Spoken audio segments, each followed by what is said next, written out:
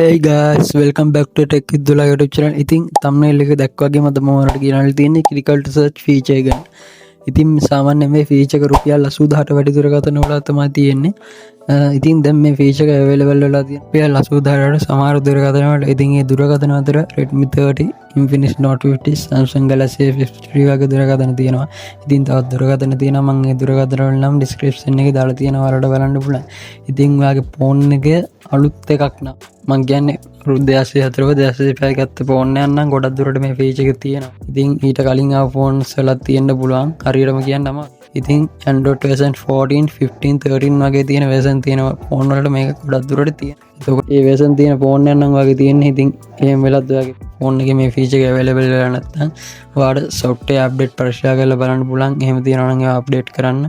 එතකොට ඔයාලා Google app එක අප්ඩේට් කරලා බලන්න. එතකොට එන්න පුළුවන්. හරි guys, ඉතින් මේ feature එක on කරගන්න හැටි මම වීඩියෝ එකේ කියලා දෙනවා. ඉතින් වැඩි කතා කරන නැහැ. අපි යමු වීඩියෝ.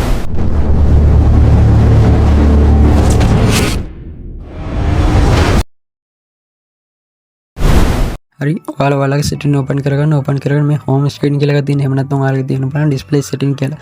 ඒකට යන්න ගිහිල්ලා මේ system navigation කියලා එකක් තියෙනවා. ඒකට යන්න ගිහිල්ලා මේ press and hold full screen indicator කියලා එකක් තියෙනවා.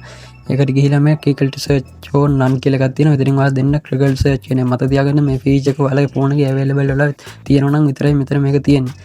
මෙතන ඒක පෙන්වන්න නැත්නම් ඔයාලා setting එකේ search bar එකේ search කරගන්න assistant හෝ Google කියලා. එතන ඊට පස්සේ ඒ පහලින් අටන එකට ගිහිල්ලා ඔයාලගේ එතන තියන්න පුළුවන්. සහ ඔයාලා මේ Google Play Store එකේ ගිහලා මේ Google Gemini කියන app එක download කරලා තියලා මම අර කියපු විදිහට setting වල ගිහිල්ලත් බලන්න ආපහු. මේ Gemini app එක download කරලා බලලා එහෙම try කරලා බලන්න. එහෙම නැත්නම් ඉතින් ඔයාලේ phone එකේ මේ feature එක ගොඩක් දුරට දැන් අලුතෙන් එන ෆෝන් වල මේ feature එක තියෙනවා. හරි, ඉතින් ඔයාලා මේ feature එක on කරගත්තා නම් ඔයාලට කරන්න තියෙන්නේ ඔයාලගේ home button එක long press කරන් ඉන්න. ඊට පස්සේ ඔයාලට මේ feature එක මෙන්න මේ විදිහට බලා ගන්න පුළුවන්. අපි දැන් බලමු මේකෙන් ගන්න පුළුවන් වැඩ මොනවද කියලා.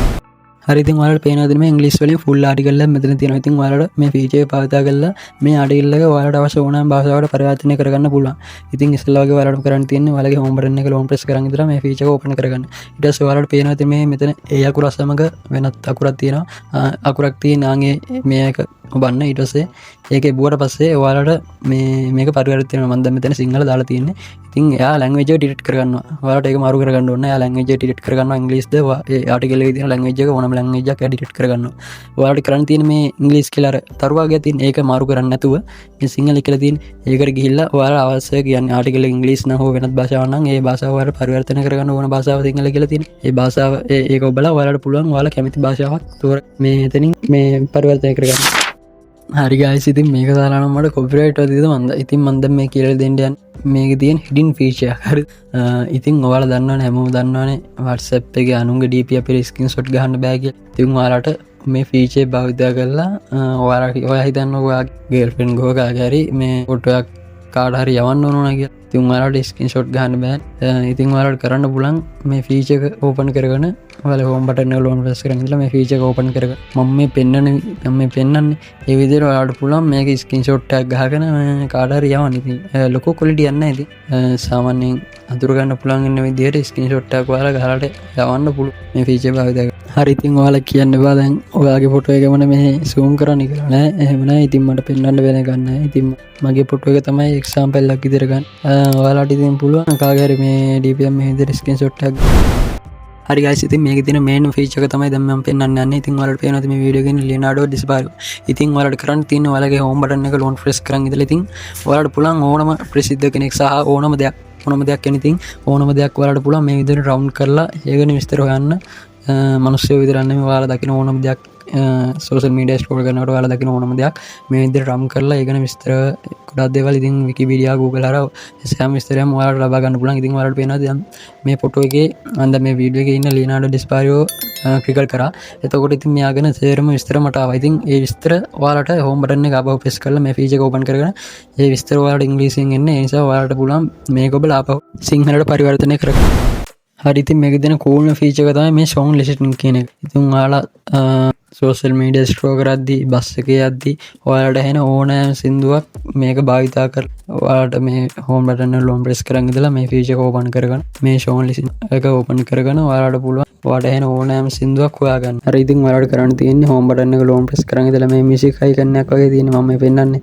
ඒක ඔබන්න ඊට පස්සේ මේ ලෙසින් කියන එක වැටලා ඔයාලට අවශ්‍ය සින්දුව හොයාගන්න පුළුවන්. සෝරි ගායිස් ඉතින් මට සෝන් එක ප්ලේ කරන්න බෑ කොපිරයිට් වෙදිනවා නිසා.